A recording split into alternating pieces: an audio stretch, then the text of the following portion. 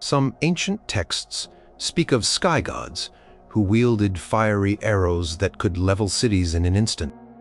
Imagine massive stone blocks weighing hundreds of tons, cut and fitted with such precision that not even a razor blade can slide between them, supposedly by people with only primitive tools.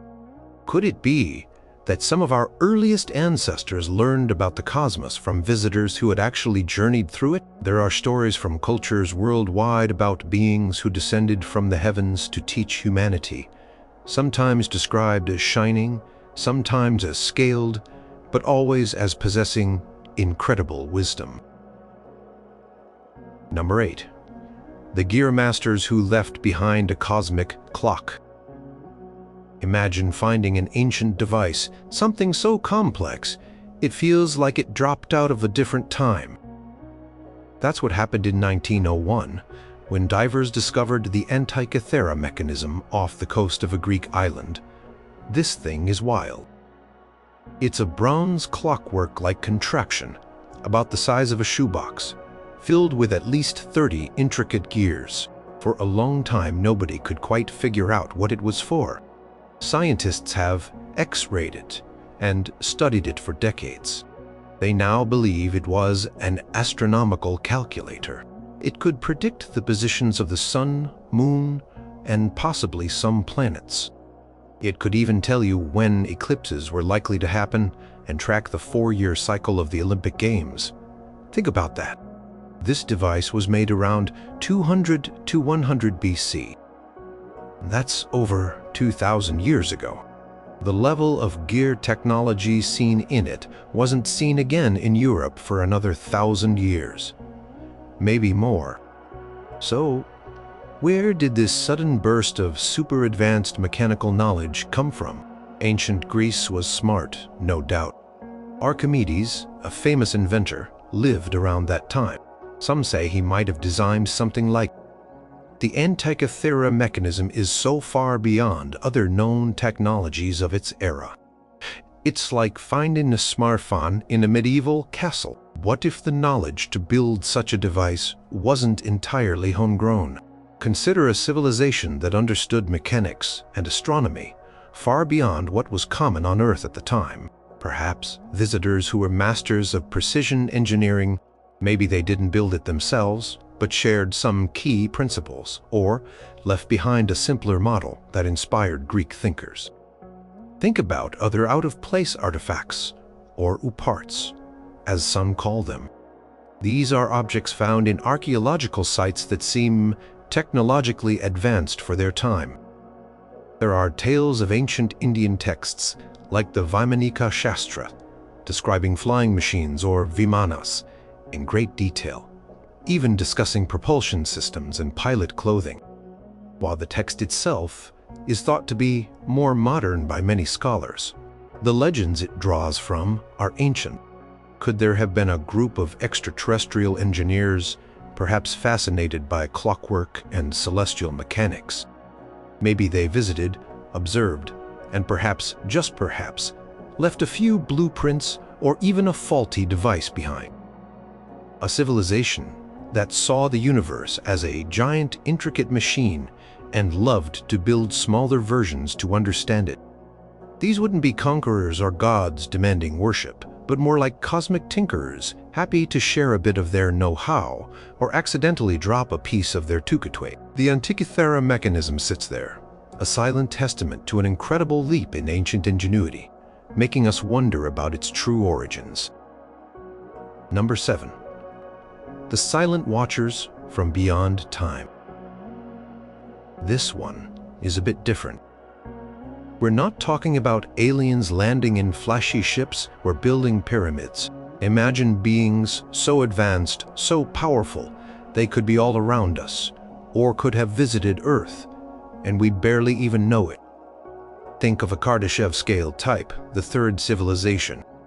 That's a hypothetical civilization that can harness all the energy of its entire galaxy. We humans are not even a type I yet we can't even fully harness all the energy of our own planet. So, a type, the third civilization, would be almost God-like to us. Their technology would be like magic. They might not even be physical in the way we understand it. They could be beings of pure energy or exist in dimensions we can't perceive. If such beings visited ancient Earth, what would they do? Would they announce themselves? Probably not, if they were truly advanced and wise. It's like us observing an anthill. We might study it, we might be careful not to disturb it too much, but we wouldn't try to have a conversation with the ants or give them sopsics. What if these silent watchers were interested in the development of life and intelligence on Earth? Perhaps they've been monitoring us for a very, very long time, subtly nudging things here and there. Not big interventions, but tiny adjustments. Maybe they saw a spark of potential in early humans and wanted to see how it would play out. Some philosophers and scientists talk about the fine-tuning of the universe, how the physical constants seem perfectly set for life to exist. What if this fine-tuning extends to the development of intelligent life on specific planets, guided by unseen hands? These wouldn't be the gods of myth who demanded sacrifices, but something far more vast and incomprehensible. Think about moments in human history where there were sudden, unexplained leaps in consciousness, art, or philosophy. The Axial Age, for example, around the first millennium BC, saw the rise of major philosophical and religious thinkers across the globe: Buddha, Confucius, Zoroaster, Greek philosophers. Could there have been a subtle, almost imperceptible influence from these silent watchers gently guiding humanity towards deeper understanding? They wouldn't leave behind artifacts, like ships or tools. Their fingerprints might be in the patterns of history, in the sudden emergence of profound ideas, or in the very fabric of our reality. They might be able to manipulate space-time, travel between stars, as easily as we walk across a room. If they visited ancient Earth, it might have been more like a cosmic gardener checking on a rare plant. Their presence, if any, would be almost impossible to prove. It's a thought that stretches the mind that we could be part of a vast cosmic experiment or simply a point of interest for beings whose existence we can barely even imagine. They wouldn't need to shout their presence. Their power would be in their silence and their immense patient observation. Number 6. The serpent sages who sailed on feathered serpents. Across the ancient world, from Mesoamerica to China, from India to Egypt, we find stories of powerful serpent or dragon-like beings. These weren't always monsters. Often, they were seen as wise teachers, creators, or bringers of civilization. Think about Quetzalcoatl, the feathered serpent god of the Aztecs, and other Mesoamerican cultures. He was said to have come from the East, a light-skinned, bearded being who brought knowledge of writing, mathematics, astronomy, and agriculture. He was a civilizing hero. Then he departed, promising to return. When the Spanish conquistador Hernán Cortés arrived, some Aztecs initially wondered if he was Quetzalcoatl returning. In India, there are the Nagas, serpent deities, who live in underground kingdoms or underwater palaces. They are often depicted as wise, powerful, and sometimes intermarrying with humans or acting as guardians of sacred texts and treasures. Buddhist teachings, for example, are said to have been protected by the Nagas until humanity was ready for them. Chinese dragons are also fascinating. They are symbols of power, good fortune, and control over water, rain, typhoons, floods. Unlike many Western dragons, Chinese dragons are generally benevolent and wise. Emperors were often associated with dragons, as if drawing power from these mythical creatures. Even in ancient Egypt, the serpent played complex roles, from the protective cobra goddess Wadjet to the cosmic serpent Apep representing chaos. The uraeus, the upright cobra on the pharaoh's crown, symbolized sovereignty and divine authority. What if these widespread myths of wise, powerful serpent beings have a common, extraordinary origin? Imagine a species of intelligent, reptilian-like extraterrestrials. Perhaps they were amphibious, comfortable in water and on land. Maybe their spacecraft, to ancient eyes, looked like feathered serpents or fiery dragons streaking across the sky. If such beings visited ancient Earth, they might have found early humans fascinating. Perhaps they shared some of their knowledge, helping to kickstart agriculture, mathematics, or astronomy in different parts of the world. Their appearance, scaled perhaps with elongated heads or unusual eyes, would certainly have been memorable and could have easily been translated into the serpent or dragon imagery we see in so many cultures. These serpent sages wouldn't necessarily be cold-blooded in the way we think of earthly reptiles. They could have been highly evolved, empathetic beings. The stories often portray them as teachers who eventually departed, leaving behind a legacy of wisdom and a promise of return. Could the global reverence for these serpentine figures be a distant folk memory of encounters with actual visitors who, to our ancestors, looked like nothing on Earth? Number 5. The deep dwellers who watched us from below. We always look to the skies for aliens. But what if some have been right here, under our feet, all along? Many ancient cultures have myths and legends about mysterious underworlds, hidden cities, and powerful beings who live deep within the earth. Think about the Buddhist concept of Agartha, a legendary kingdom said to be located in the Earth's core, linked to the surface by a network of secret tunnels. It's described as a paradise, home to a highly advanced civilization possessing incredible knowledge and technology, wisely guiding the evolution of humanity from their hidden realm. Similarly, Shambhala in Tibetan Buddhist tradition is a hidden kingdom of peace and enlightenment, though often placed in a remote valley rather than underground. Native American tribes, like the Hopi, have traditions of their ancestors emerging from a subterranean world. They speak of ant people who sheltered them underground during past cataclysms.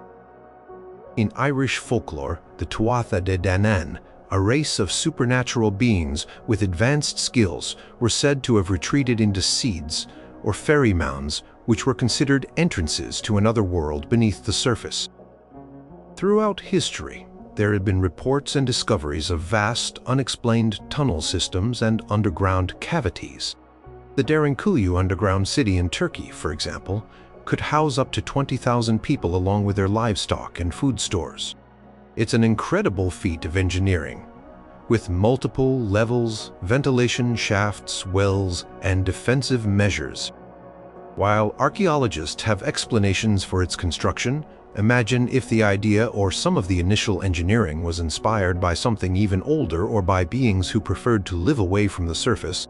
What if an alien civilization arriving on Earth long ago decided that the surface was too unstable, too exposed, or perhaps they simply preferred a controlled, subterranean environment? They might have possessed technology to bore vast tunnels and create self-sustaining habitats deep underground.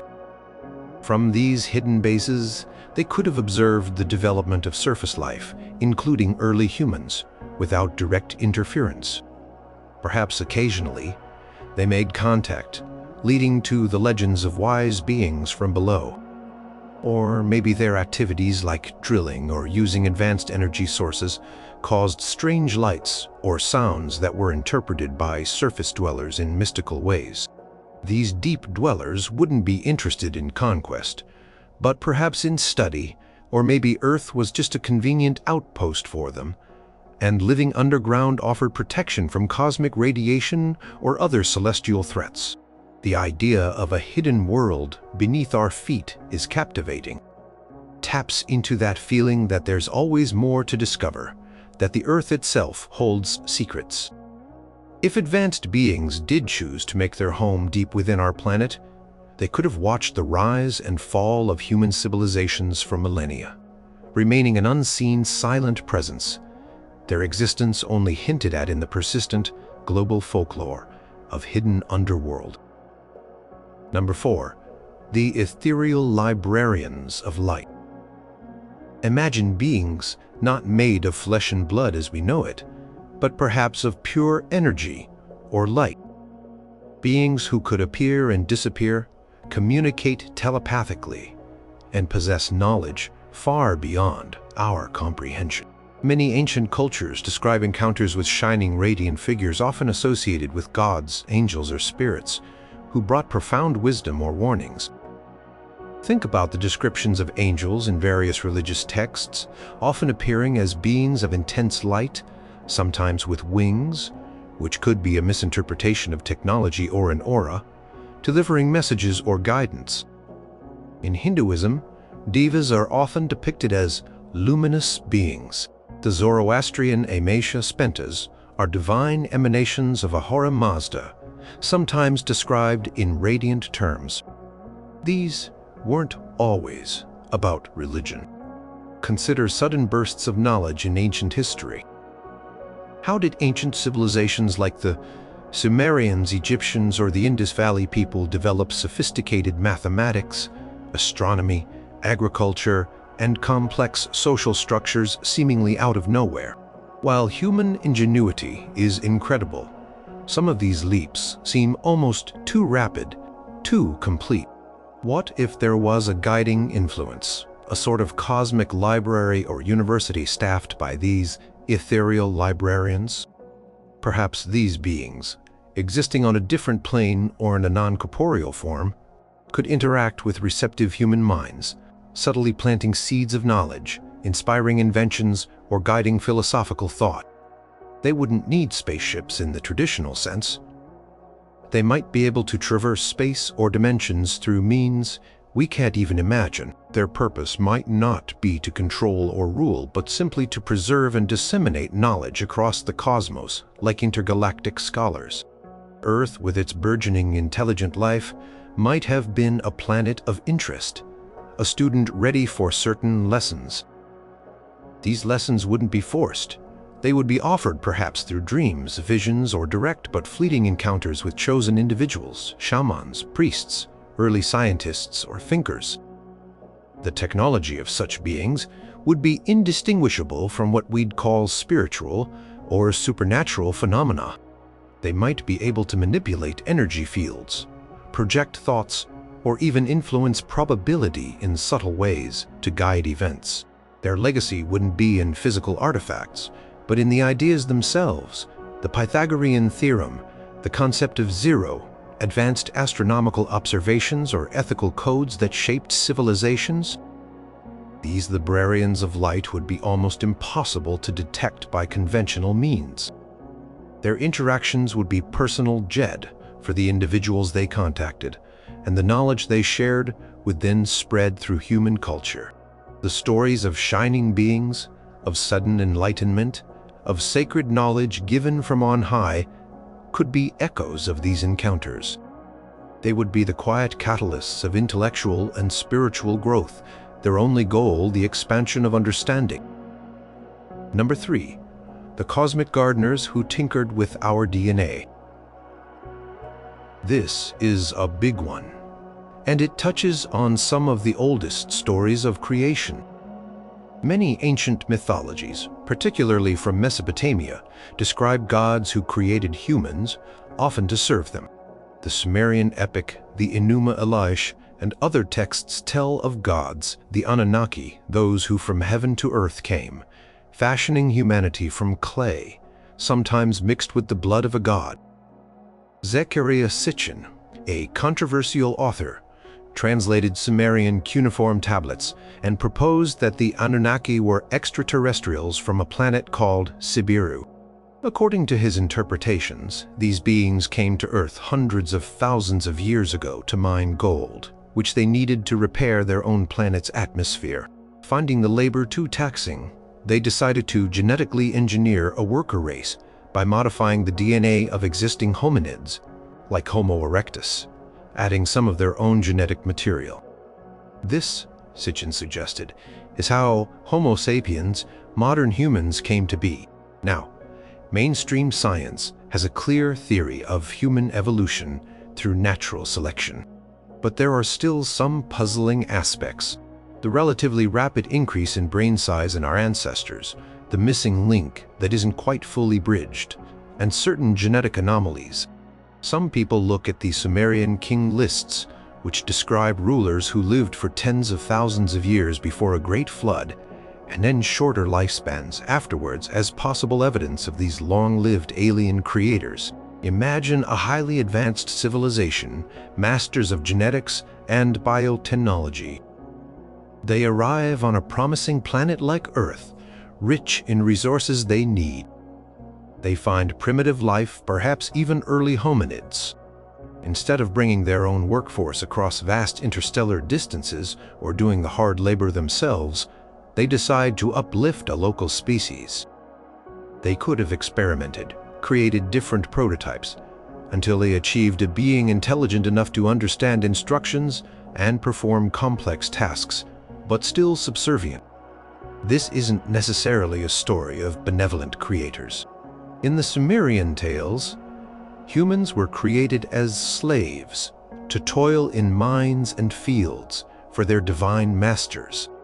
The gods were often depicted as having very human-like dramas, feuds, and desires. They weren't perfect, all-knowing beings. Could the stories of Adam and Eve, of humans being fashioned from earth and divine essence, be a distorted memory of a genetic engineering project? The forbidden fruit of knowledge, could that represent humanity becoming too intelligent, too self-aware? Perhaps a development the gardeners didn't intend or want. The Great Flood, a common theme in many mythologies, could have been a natural catastrophe, or perhaps even a deliberate attempt by some of these cosmic gardeners to wipe the slate clean and start over, with only a few chosen humans surviving. If such a civilization existed and did this, they would have viewed Earth and its life forms as a resource, a kind of cosmic garden to be cultivated or exploited. Their legacy wouldn't just be in ancient texts or artifacts, but in our very DNA. It's a challenging idea that our origins might be partly artificial, a product of intervention by beings who saw us as a means to an end. Number 2. The Sky Lords of the Andes who moved mountains. The Andes Mountains of South America are home to some of the most baffling ancient ruins on Earth. Places like Pumapunku and Tiwanaku in Bolivia, or Sacsayhuaman and Ollantaytambo in Peru, feature stonework that defies easy explanation. We're talking about massive blocks of incredibly hard stone, like andesite and diorite, weighing tens, sometimes hundreds of tons. These blocks are often cut with laser-like precision, with perfectly flat surfaces, sharp right angles, and intricate interlocking shapes. At Pumapunku, for example, there are H-blocks that look almost machine-made, with incredibly smooth grooves and drill holes. How did ancient people, supposedly using only stone tools, copper chisels, and manpower, achieve this level of precision and scale? The stones are fitted together so perfectly, without mortar, that you can't even slip a piece of paper between them. Some of these quarries were miles away, across difficult mountainous terrain. How were these colossal blocks transported and lifted into place? Then there are the Nazca lines in Peru, giant geoglyphs etched into the desert floor, depicting animals, plants, and geometric shapes. These figures are so large that they are only fully recognizable from high up in the air. Who were they for? How were they designed and executed with such accuracy from ground level? Some of the lines run perfectly straight for miles, over hills and valleys like ancient runways. What if the people who built these sites, or at least guided their construction, weren't limited by primitive technology? Imagine Sky Lords, visitors from another world who possessed advanced tools and aerial capabilities. Perhaps they used energy weapons or sound devices to cut and shape stone with ease, melting it or molecularly disassembling it. Maybe they had anti-gravity technology to lift and move enormous blocks as if they were feathers. The legends of the Andean people often speak of gods who came from the sky. Viracocha, a major creator deity, was said to have walked the earth, performing miracles and teaching people the arts of civilization. Could these be folk memories of advanced beings who possessed technology that seemed magical to the local populace? These sky lords might not have built everything themselves. Perhaps they taught local people some techniques, or used their advanced tools to do the heavy lifting for key structures, leaving the rest to human laborers. The Nazca lines could have been navigational aids for their aerial craft, or perhaps even a way of communicating with their home world, or simply artistic expressions made possible by their ability to see the designs from above. The sheer scale and precision of these Andean sites challenge our understanding of what ancient people were capable of. It's as if a completely different set of rules applied. If beings with technology far beyond our own were involved, it would explain many of these mysteries. They would have been masters of engineering and construction, able to shape the very landscape to their will, leaving behind monuments that still baffle us thousands of years later. Number 1. The amphibious architects from a water world. Think about the Dogon people, an isolated tribe living in Mali, West Africa.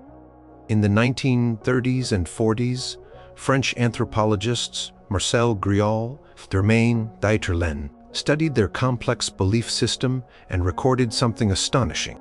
The Dogon possessed incredibly detailed and accurate knowledge about the Sirius star system, which is about 8.6 light-years away from Earth.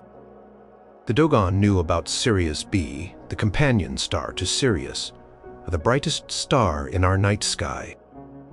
Sirius B is a white dwarf, incredibly dense and completely invisible to the naked eye. The Dogon not only knew it existed, but they also described its 50-year elliptical orbit around Sirius A, its small size, and its immense weight. They even spoke of a third star in the system, Sirius, etc., which astronomers are still debating. The Dogon also held sacred ceremonies aligned with the 50-year orbit of Sirius B. This knowledge was part of their traditions for centuries, long before modern astronomers confirmed these facts with powerful telescopes. How did they know this? The Dogon themselves say this knowledge was given to them by the Namo. The Namo, according to Dogon lore, were amphibious beings like fish or merfolk who came from the Sirius system. They arrived in an ark or vessel that landed on Earth with great noise and wind, spinning and scattering dust. The Namo were described as saviors and spiritual guardians, bringing water and foundational knowledge to humanity. This is not an isolated story. In ancient Mesopotamia, the Babylonians revered a being called Oannes. According to the priest Berosus, writing in the 3rd century BC, Oannes was an amphibious creature who emerged from the Erythraean Sea, possibly the Persian Gulf. He had the body of a fish, but under the fish's head, he had a human head and human feet beneath the fish's tail. Oannes would spend the day with humans, teaching them writing, arts, sciences, how to build cities and create laws. At night, he would return to the sea. What if there's a connection? Imagine a civilization that evolved on a water world, or a planet with vast oceans. These beings would be aquatic or amphibious, perfectly adapted to life in and around water. If they were spacefaring, perhaps they sought out planets like Earth, with its abundant water, as suitable places to visit or even temporarily inhabit. Their spacecraft might have been designed to land in water, or perhaps they resembled the arks described by the Dogon. Upon arrival, these amphibious architects might have shared some of their astronomical knowledge, their understanding of cosmic cycles, or architectural principles with the early human cultures they encountered. Their appearance so different from terrestrial life would have left a lasting impression. leading to myths of fish gods or amphibious civilizers. The Dogon's precise knowledge of Sirius B, without any apparent means of observing it, remains a profound puzzle. If beings from that very star system adapted to an aquatic environment, visited Earth in ancient times and shared their cosmic address, it would certainly explain how such information became embedded in the traditions of a remote African tribe. These visitors wouldn't have been conquerors, but perhaps explorers and teachers sharing a glimpse of the vast universe from which they came.